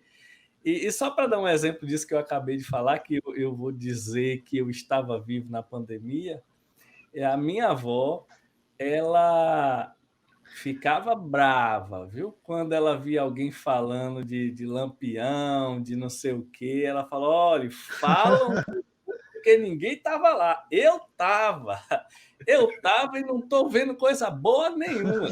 Se alguém elogiasse, ela ficava brava. Dizia, não, eu estava lá e vi que a coisa era feia, não tinha nada de coisa boa que vocês falam aí de herói uma P. E é interessante que estava no momento para poder falar, né? E dessa pandemia eu vou poder falar, olha, eu estava, eu vi como é que foi, eu vi pessoas dizendo que não precisava se preocupar, eu vi pessoas depois meio atônitas sem saber o que aconteceu, eu vi até pessoas dizendo que vacina não serve, então realmente deu uma chacoalhada gigantesca, né? E quando você chacoalha, tem terra no chão também que sobe, né? Que sobe, verdade. Pois é. Vamos à luta, né? Para avançar nesse sentido, né? Como dentro da humanidade. Eu acho que é um episódio. Alguns dizem que é um grande laboratório, né? Um grande laboratório vivo hoje, essa história da pandemia. É um grande experimento humano. Alguns conceituam assim, né? Nós estamos num grande experimento humano. E o que vai acontecer disso aí vai depender, né? Com várias redes sociais, porque eu tenho certeza que as outras pandemias não foram iguais a essa. Não estou nem falando do vírus, estou falando da internet. Eu Isso. acho que isso fez toda a diferença. Fez, né? Ajudou, a gente ajudou tanto bastante. nos pontos positivos quanto nos pontos negativos. A gente pega os negativos para consertar, e os positivos semear. Mas é interessante. É uma época da história do mundo que depois vai ser relatado bastante, mas a gente vai poder ser testemunha de como chacoalhou, né? Como mudou. Isso dá um bom tema, né? Pontos negativos da pandemia, fazer uma listagem dos pontos negativos e assim, ó, esse. Bom, e discutir cada um, né? Não, mas a gente tem que escrever sobre isso mesmo, porque isso tem que ficar registrado. Passa o tempo, você acaba esquecendo detalhes. Então, a gente tem que ter realmente muitas publicações de pessoas falando, para as próximas gerações terem pelo menos onde buscar, né? Se as próximas gerações ainda gostarem de ler. A gente teve a própria gripe espanhola, né? Que na realidade não foi espanhola, que depois se descobriu que foi originária dos soldados norte-americanos. A própria gripe espanhola, depois que a gente, nessa pandemia, que surgiram situações de lá que disse que era muito parecida com algumas coisas que estavam acontecendo agora, mas a gente não teve a experiência da espanhola, e 100 anos depois veio essa, e os estudiosos dizem que você vai ser agora constante, né? Não vamos ter tanto um intervalo tão grande para que surjam outras pandemias. A gente entrevistou aqui um pesquisador, né, que foi o Gilberto Sabino, que ele falou um pouquinho dessa questão de vírus, de como dar essas mudanças, né, de sair de uma espécie para outra espécie, né, da interação entre o vírus e o seu hospedeiro.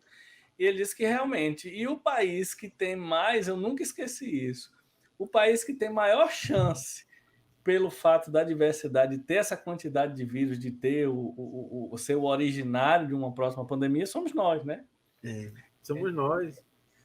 Isso eu nunca esqueci, ele falando, olha, todo mundo, eu vejo aí algumas pessoas criticando, porque o vírus, né, pelo menos do SARS-CoV-2, foi identificado originariamente lá na China, não sei o quê, mas a gente não pode falar não, porque onde tem a maior quantidade de vírus circulando é aqui.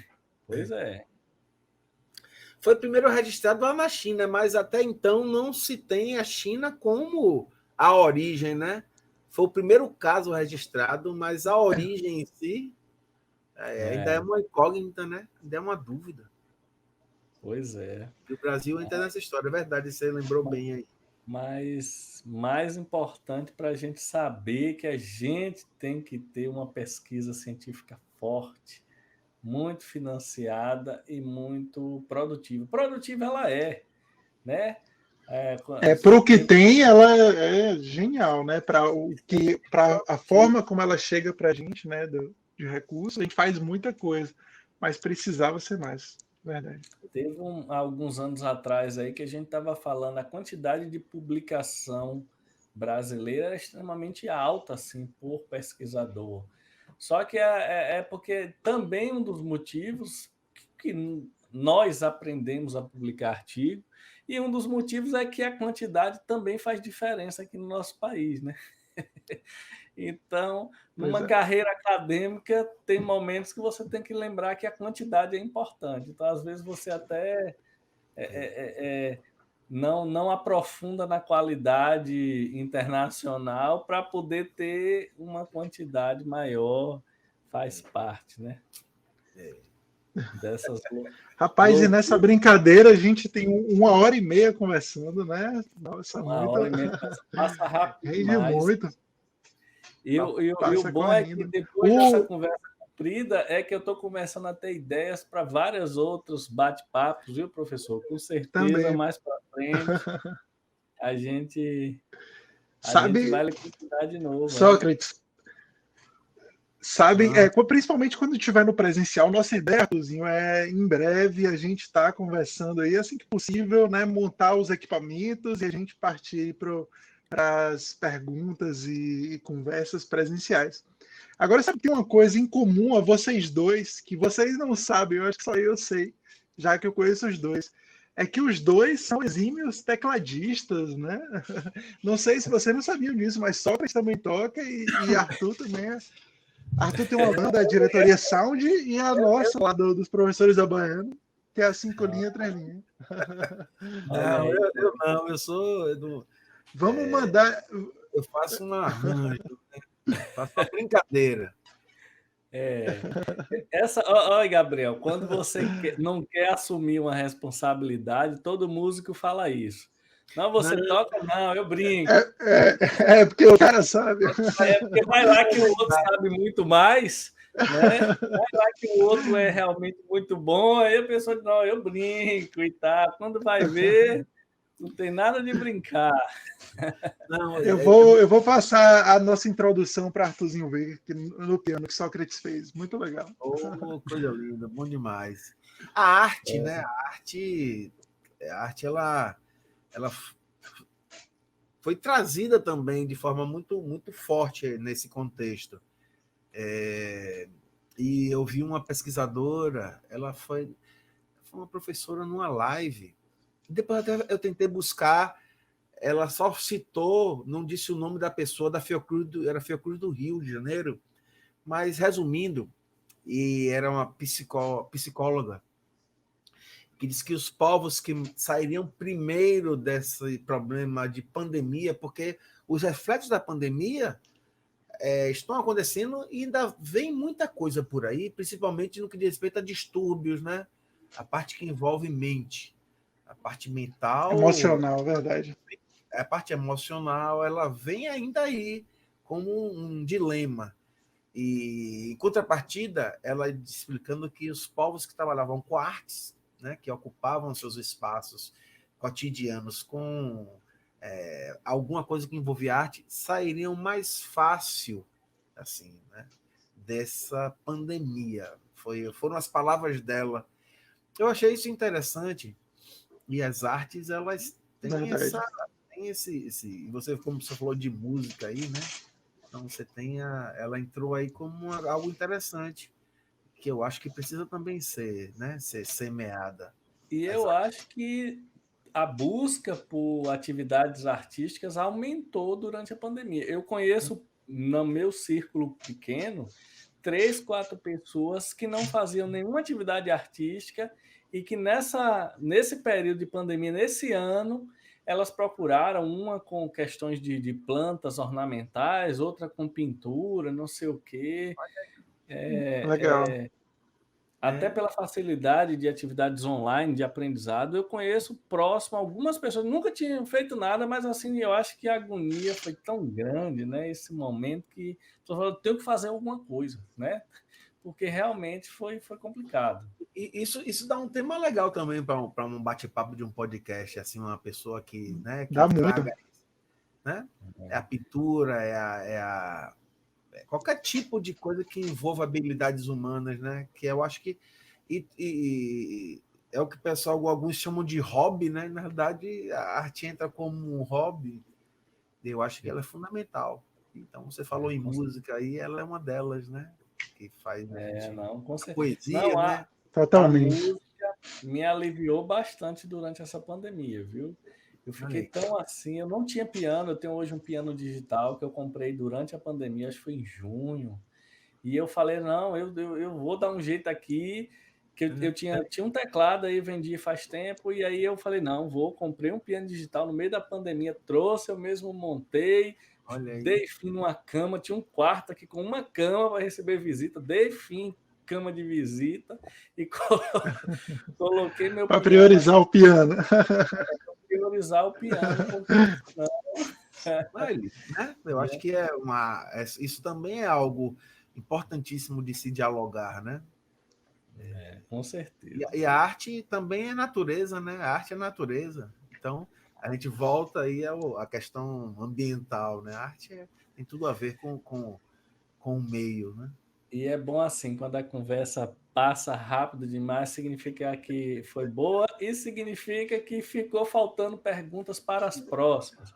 Então, tomara que nas próximas a gente já tenha os equipamentos tudo para a gente marcar presencial, viu, Arthur? Porque Vamos, presencial com certeza é legal, porque aqui vamos. tem Vai internet, ser tem não sei massa. o quê, e o presencial, o legal é que você marca em lugar diferente. A gente não Verdade. pretende ter um Bora. estúdio. Vamos A gente marcar lá na pretende fazer um coleção. delivery. Bota Ela lá, na coleção seria massa. Bora Verdade. marcar na coleção. marca na Vamos sim. coleção. Quando vocês quiserem, a gente pode até ir mesmo lá, porque aí a gente tem acesso ao laboratório, a gente faz lá os distanciamentos, organiza, tem um espacinho. A gente pode fazer algo na coleção, eu toparia, seria uma honra. Realmente ia E a ser gente bem bom. registraria essa visita virtual. Eu nunca fiz isso lá. A gente construiria isso e seria um documento fantástico para divulgação. Eu Não, fico com à disposição certeza. de vocês. Muito bom. Nesse encaminhamento ao final, Arthurzinho, a gente costuma sempre a conversar um pouquinho, né, sobre uma indicação de livro do convidado e eventualmente a gente cita algum também. E você já pode ir pensando aí. Eu tenho um que eu quero mostrar para vocês dois, que eu sei que vai ser de interesse de vocês dois. Eu tenho as duas versões do. Esse eu já tinha lido, que é o Sapiens. Vocês já viram, né? De Yuval Harari. A gente já até comentou sobre ele aqui no podcast. Só que eu comprei recentemente a versão dele em quadrinhos, que para criança está muito legal. Eu comprei até um de presente para o filho de Gera, Arthurzinho. Esse eu não conheço. Saiu agora e é todo bem feitinho aqui. Tipo, saiu agora, todo bem bonitinho. As ilustrações são muito legais. É o mesmo livro, tem o mesmo conteúdo, só que em quadrinhos. E as palavras simplificando e tal. Como tem pessoas Dele mesmo. Comprem para vocês que têm filhos pequenos. E além de ser legal para vocês. E é do próprio Yuval Harari, ele tem uma equipe de ilustração que fez, está muito legal, muito bonitinho. E vocês vão gostar, está na promoção na Amazon. Dando dinheiro aí por cada Amazon que já é rico, mas vale a pena porque está muito legal. Acho que está R$50. Está R$50 se quem tem a Amazon Prime entrega de graça ainda. Então tá muito legal essa versão. Tá muito fofinho.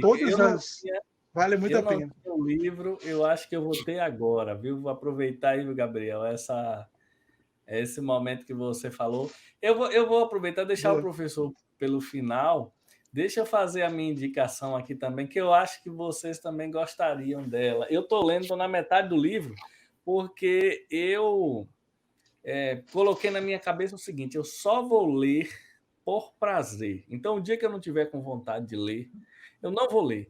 Eu não tem problema, eu posso passar 6 meses para ler um livro, mas toda vez que eu li, eu tive vontade de pegar e sentir falta. Eu estou lendo um livro que é do professor que ele foi Prêmio Nobel de Economia, do professor Daniel Kahneman. Esse livro aqui, ele é muito legal, rápido e devagar, 2 formas de pensar. E eu estou gostando bastante porque ele é um livro praticamente de psicologia. É um livro de psicologia mostrando estudos psicológicos, né? Pelo título você nem pensa nisso. Você pensa várias outras coisas e quando vai ler é um livro só de psicologia, mostrando vários estudos e tal. E eu estou adorando. Primeiro que é uma área que agrega muito a gente, né? Quando você lê uma área um pouquinho diferente, você agrega muito, né? E um livro de psicologia interessante. E desse professor aqui é engraçado, é um livro de psicologia e ele ganhou o Nobel da Economia, né? E no final do livro ele colocou o artigo que fez com que ele ganhasse o prêmio Nobel. Ele fala assim: vocês vão se impressionar com o artigo que fez com que eu ganhasse o prêmio Nobel, né? O artigo que simbolizou o estudo é simples. Como vários artigos sensacionais que a gente já viu, o próprio do DNA, o artigo da PCR, né? Vários artigos extremamente simples e que são extremamente representativos de um conhecimento gigantesco. Eu estou adorando, gostei mesmo. Como é que é o título dele? Como é que é o título? Rápido e devagar, 2 formas de pensar. Massa. O livro todo ele fala que a gente tem duas formas de tomar decisões, né? Uma é como se fosse um lado direito e um lado esquerdo. Ele chama de 1 e 2. O 1 tem uma forma e o 2 tem uma forma diferente. E a gente... É muito interessante. Para mim, que não sou da área de psicologia, eu achei extremamente interessante. E ele também, né? Que ele ganhou foi o Nobel da Economia. Eu me lembrei daquele ditado popular, né? A pressa é inimiga da perfeição. Aí tem a... Pronto. e devagar. Isso aí está escrito nesse livro, em todas as páginas dele. Ele explica por que a pressa é inimiga da perfeição. Muito bom. Eu tenho escrito, né? Eu sugeriria, tá na página até da SAB, né? O livro, na realidade, a gente fez o livro todo gratuito, ele fica no site da SAB, sabeh.org.br, que é a Sociedade Brasileira de Ecologia Humana, que é um site que a gente tem lá na pós-graduação, e aí esse livro está disponível. Eu tenho aqui em casa, a gente tem também, principalmente capitaneado pela minha esposa, né? A gente tem escrito naqueles programas que chega um livro em casa, né? E aí a gente está fazendo aqui Legal, eu tenho também. E um que eu estou lendo recentemente agora é um livro de Jorge Amado. Na realidade, é as cartas, né, que ele escreveu para Zélia quando ele foi exilado lá na Europa. Está sendo interessante.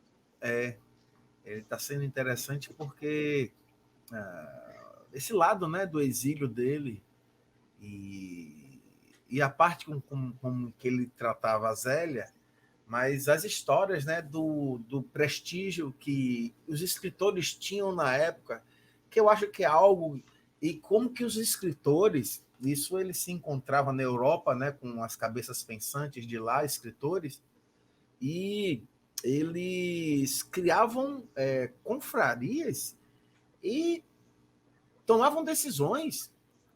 E eu estou mais ou menos na parte agora em que eles escreveram uma carta para o presidente do Chile para deixar de perseguir Pablo Neruda.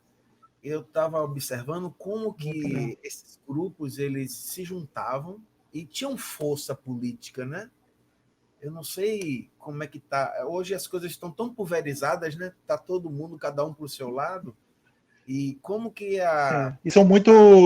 As tribos são muito específicas que consomem, né, os livros. Isso. E, na realidade, como que os escritores tinham força naquela época política de sentar e escrever um manifesto e mandar para qualquer parte do mundo, e eram lidos e respeitados, né? E existiam decisões em cima daquele contexto. A força do nosso Jorge Amado aí. A gente, essa indicação aí é sensacional. A gente vai colocar a imagem do livro aqui na edição. Eu lembrei. Vamos. Porque E você...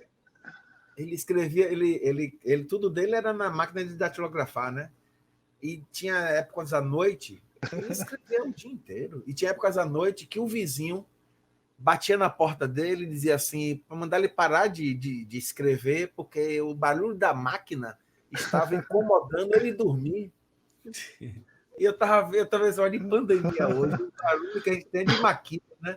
Imagine que honra você ter do seu lado o Jorge Amado escrevendo.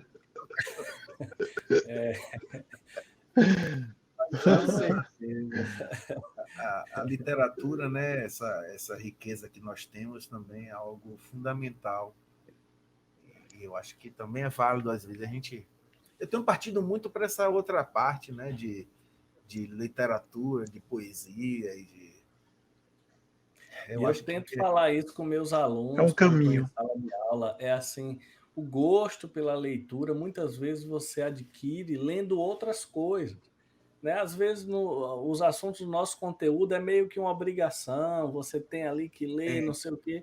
Então, o gosto pela leitura é muito importante e, às vezes, vale a pena você mudar de área. A gente entrevistou uma colega que trabalha com estética, não foi, Gabriel? A Diana Carielli. Foi mesmo. Nesse momento de citar um livro, você citou Jorge Amado, Gabriel citou Sapiens, eu citei um livro de um economista.